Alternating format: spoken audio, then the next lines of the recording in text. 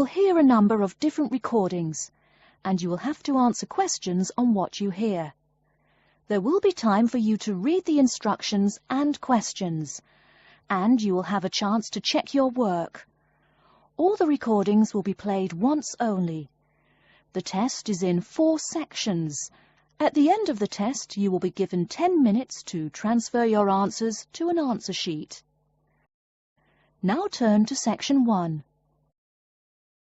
Section 1. You will hear a conversation between a housing agent and a college student who wants to rent a house. First, you have some time to look at questions 1 to 4.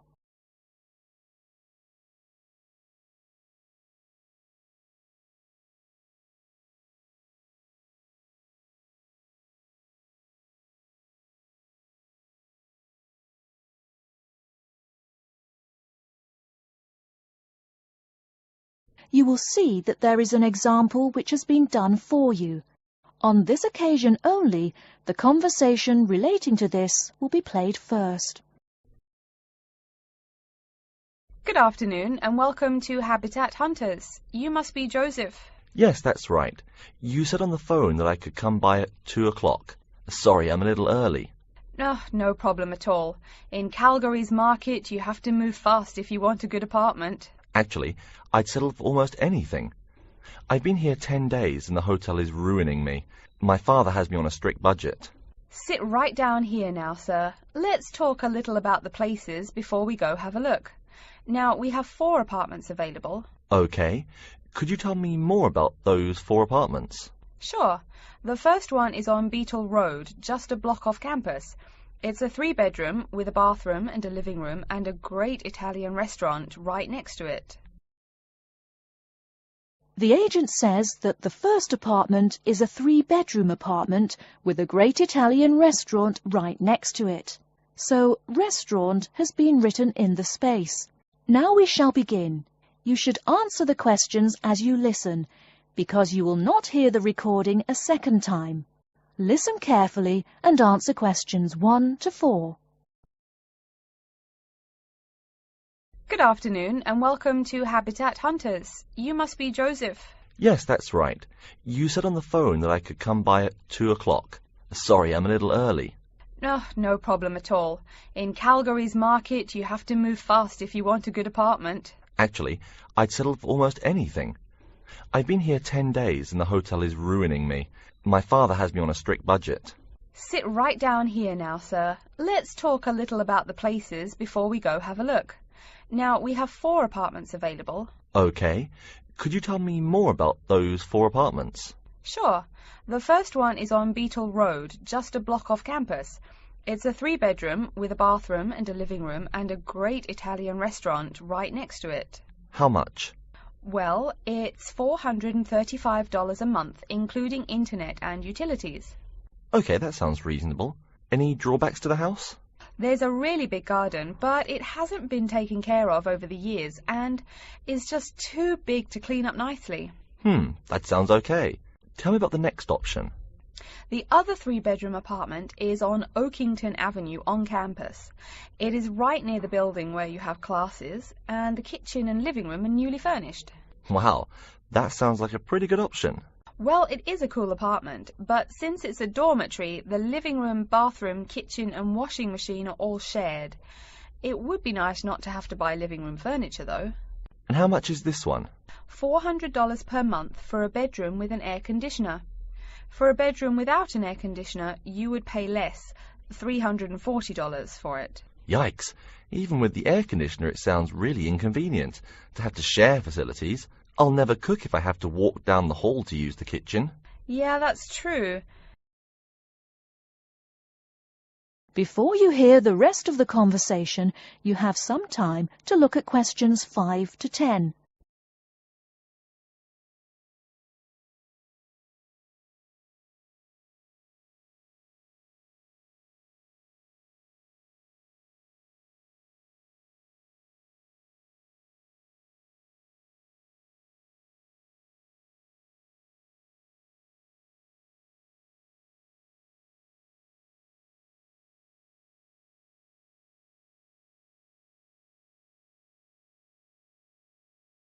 Now listen and answer questions 5 to 10. Anyway, the next place is a 2-bedroom on Mead Street. Oh, I like Mead Street. That's off campus, right? Yep, it's pretty cool, but it only has 2 bedrooms, plus a living room and a study. But I want to live together with my 2 friends. So you could make the study into a small bedroom if you end up living with them. Also, we guys want a TV and DVD player since we're all so much into movies. Well, this place has a great TV and VCR, but no DVD player. No DVD? That's so weird. Are any other facilities provided? As you said, weird enough, it also comes with a wash basin. Is there a washing machine? I think we need that more than just a wash basin. I'm afraid there's no washing machine in the apartment. Wow, that's so old-fashioned. Maybe it's not the best choice for 3 college guys. How much is it? Well, it's $600 per month, but of course it would be cheaper if you made it into 3 bedrooms instead of 2. Where is the apartment located? It's 2500 Mead Street, where there are a lot of bars. It would be affordable, but it would get pretty noisy. And that sounds really expensive for an old place in a noisy area. How about the last place? This one's on campus in the Devon Close complex. It's a 1-bedroom, so it will be a little quieter than the Mead Street place. 1 bedroom, huh? That could be good for focusing on my studies. What else does it have? It comes with a living room and a study, and includes a really nice lamp in the study that has a bunch of different settings. You know what else is cool? There's a dining hall downstairs, so all evening meals are free. You can purchase breakfast and lunch, but meals after 6 p.m. are free. Wow, this place sounds too good to be true.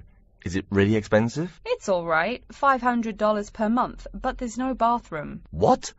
No bathroom? Well, there's no bathroom in the apartment, but there's one at the end of the hall. Thanks.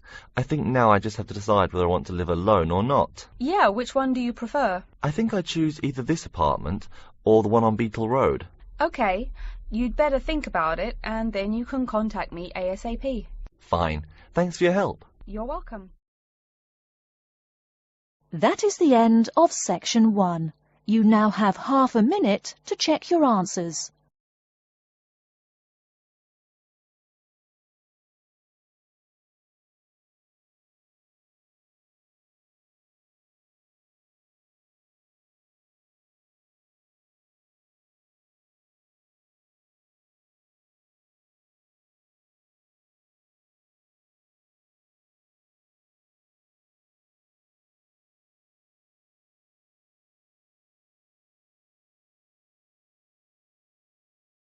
Now turn to section 2. Section 2. You'll hear a talk about the waste collection in Baltimore. First, you have some time to look at questions 11 to 15.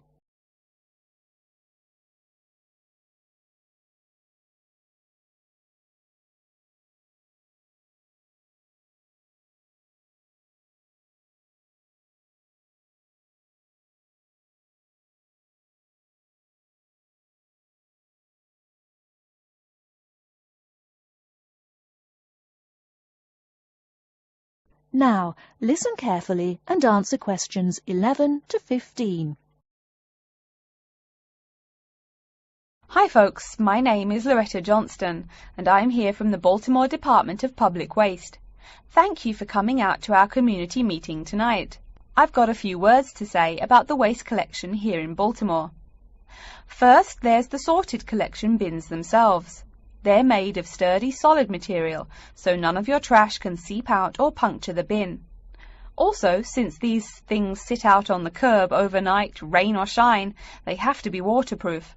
We can't have water getting up in it and filling up the bin.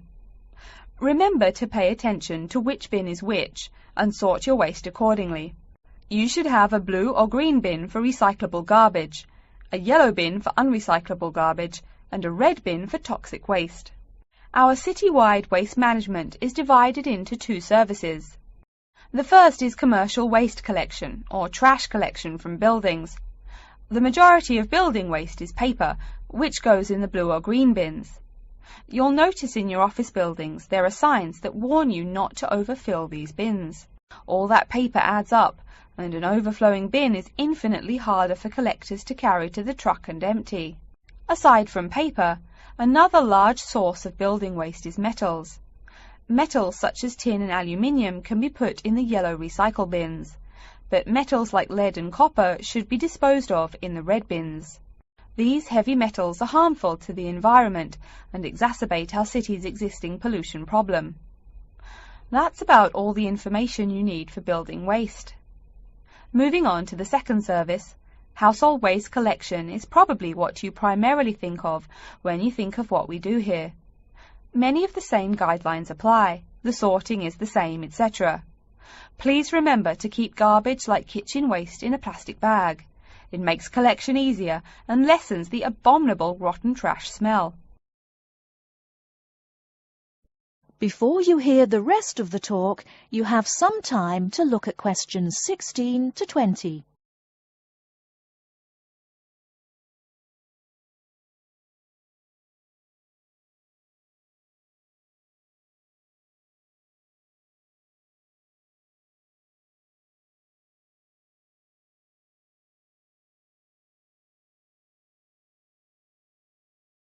Now listen and answer questions 16 to 20.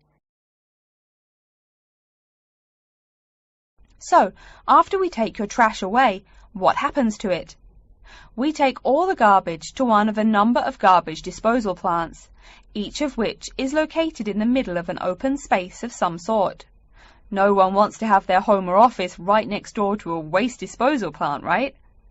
Waste is collected and then disposed of once every 4 weeks. A lot of trash can build up in that time, so we're in the process of developing a plan to fund collection more frequently. Ideally, it would be collected weekly, but we will likely have to settle for bi-weekly. The garbage trucks make their rounds to clear the bins at night in order to avoid traffic.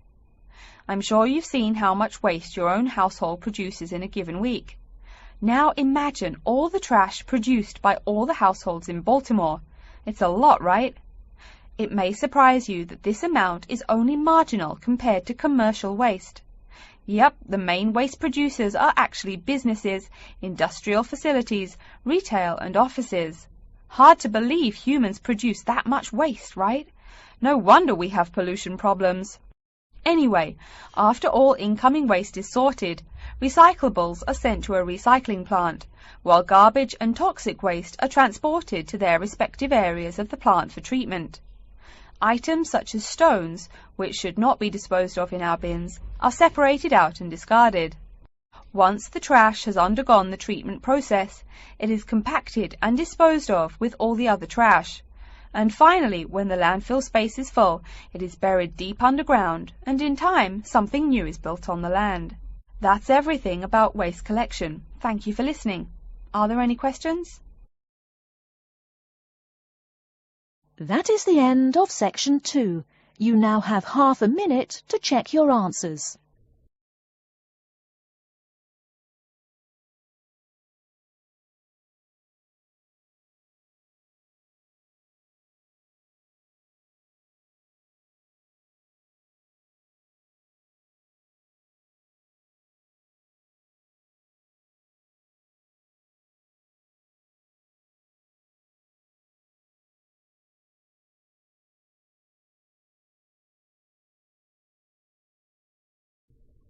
Now turn to section 3. Section 3. You will hear a student called Julie talking to her classmate named Ricky about a new essay that Professor Johnson assigned. First, you have some time to look at questions 21 to 24.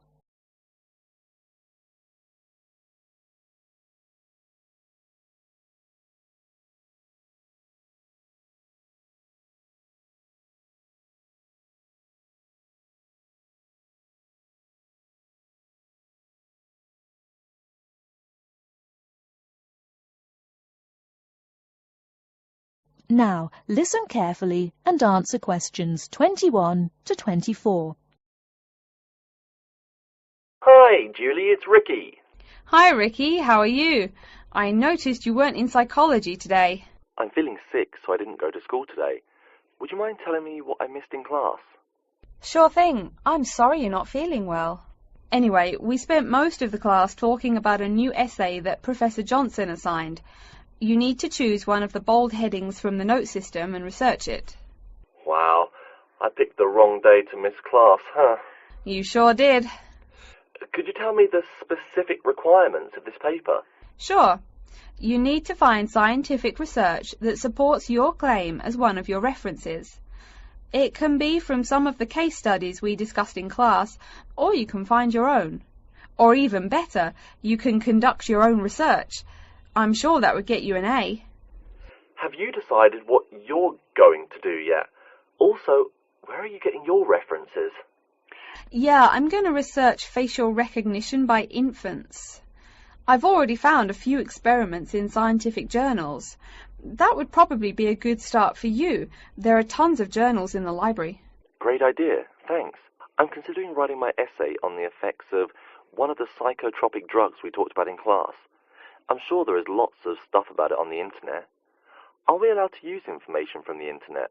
Sure, you can use that as long as it's not your main source for information. You'll probably want to cite some of the experiments we went over. Good idea, thanks. I'm going to try to find some information from a bunch of different sources. Before you hear the rest of the talk, you have some time to look at questions 25 to 30.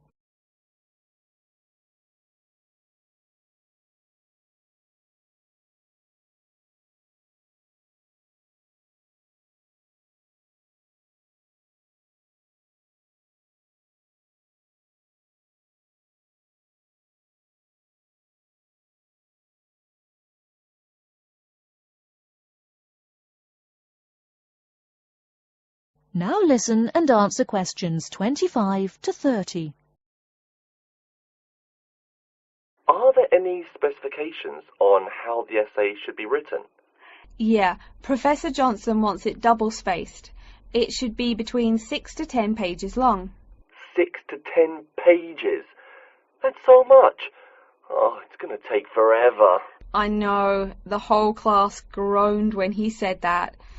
Anyway, you also need to put the title in italics and... Wait, each section heading or just the main heading? Only the main heading should be in italics. I think section titles are supposed to be in the same format, but maybe in bold. You'll have to check that in class next time. Oh, okay. So I take it that the report has to be typed, since there are so many requirements. What are the other formatting requirements? Yep, it's got to be typed. Aside from that, there are still a few more specifications. You should number each page. Make sure it goes up in the top right corner. Okay, I'll make sure to write that down. I always forget to number the pages. Do we need to title and date each page too? You need the shortened title on every page, but no need to include the date. That should just be on the cover page. Okay, thanks. No problem. Also, make sure the margins are 3.25 pixels wide. What? I'm not even sure how to do that. Oh, it's okay, I can show you. It's really easy. I think that's all the directions he gave us. A lot of formatting requirements, but we have the freedom to research many things that we like, so that's good. Oh, I almost forgot. Remember to put down your ID number on your report. Thanks so much for your help. I'll see you in class Monday. No problem. Glad I could help. See you later. That is the end of section 3. You now have half a minute to check your answers.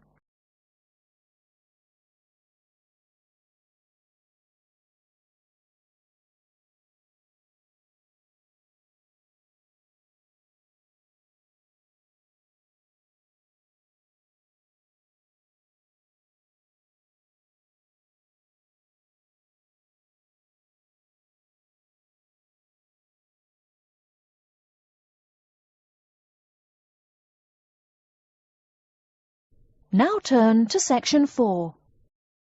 Section 4. You will hear a lecture on environmental science. First, you have some time to look at questions 31 to 40.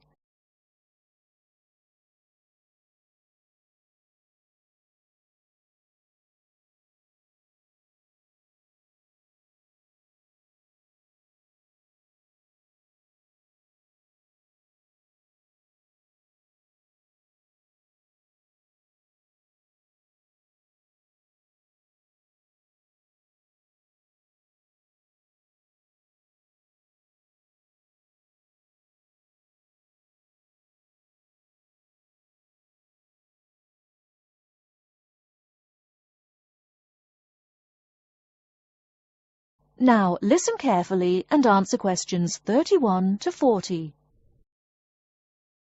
Good morning and welcome to yet another lecture in environmental science. I don't think I'm telling you a secret when I mention that water is a big worry here in Australia. The stuff is scarce. Perhaps that's why we drink so much beer, eh?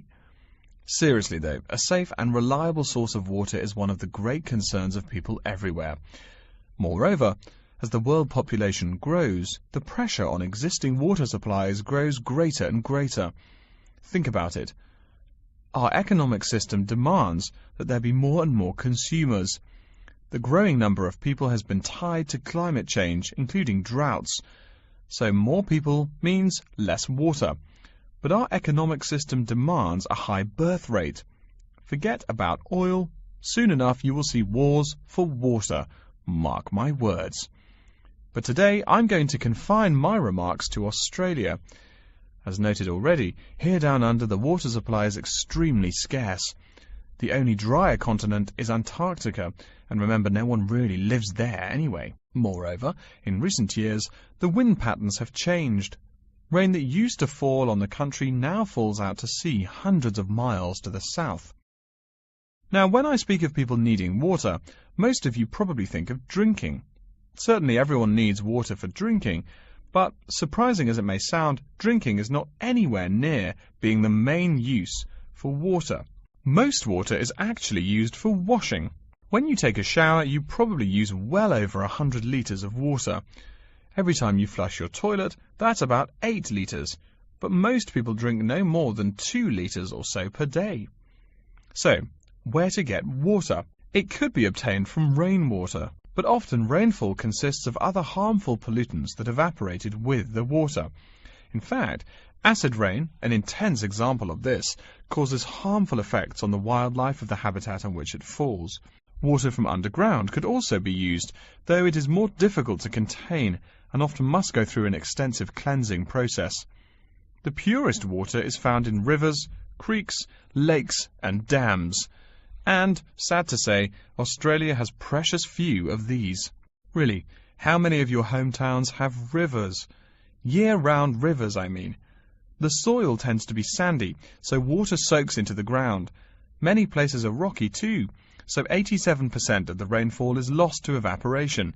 That's almost twice the evaporation rate in my native Canada. Speaking of rain, we already heard how rainfall is diminishing here in Oceania. The quantity itself isn't the only problem either. Going back to the problems with obtaining rainwater, a further problem is that rain is a useful source of water only if air pollution is fairly mild. Again, you're in a situation where you can't win. You need water where most people live. People tend to build cities where rainfall is adequate, but then modern cities tend to feature polluted air, which renders the rain far less easily usable. Okay, let's take a look at the table here. You'll see it showing the relative pollution of rainfall in the world's cities. The more people, the dirtier the rain. This is becoming a huge concern for people in the West, who want their water to be pure and safe. Though reliable drinking water is important everywhere, the concern in the West is reflected in all the government regulations and political campaigns aimed at solving this problem. In contrast, there are not as many demands made on the governments in Asian and African cultures to improve the water, as their focus is on other issues. Now, whatever the source of water, we can never afford to forget that all water is highly vulnerable to contamination. Whether we're getting it from the ground, from bodies of water or rainfall, it is susceptible to a variety of toxins. In fact, that's why we clean it before using it. Water carries with it filth and dirt. This problem shows up in a number of different ways. As humans and all other animals need water to survive, it's no surprise to us that one of the most important domestic uses of water is for drinking. Yet, if you have old-fashioned lead pipes, you may slowly be poisoning yourself by drinking that nice clear water. The industrial pollution, farm chemicals and leaky landfills are well-known sources of contaminants as well. So what is being done to ensure we Australians a safe and steady supply of drinking water? There are a lot of initiatives that make admirable efforts to remedy this issue. We'll be talking about this when we meet again on Thursday, but as a preview, I can tell you that so far the amount of real solutions that have been produced is not nearly adequate. Traditionally, we've been very free in this country. That means that every person and every province tend to go its own way. So the mechanisms for water management are, in a word, insufficient. To begin seeing how this is so, I want you to read something before our next class. Though a lot of previous data on water usage and water management are inconclusive and have thus caused quite a concern, we can learn a lot from the contents of reports written on the subject. The basis for the government's water policy is the 1989 White Paper reporting on water use, present and future. If you compare the numbers offered in the paper with those in the text, you'll find that the report is rather untrustworthy. Truth being told, I'm being too kind when I say that. That is the end of section 4. You now have half a minute to check your answers.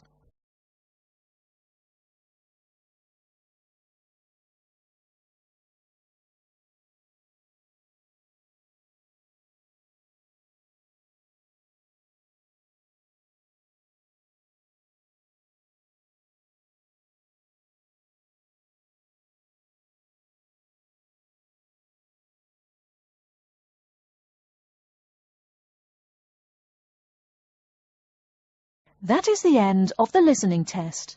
In the Ielts test, you will now have 10 minutes to transfer your answers to an answer sheet.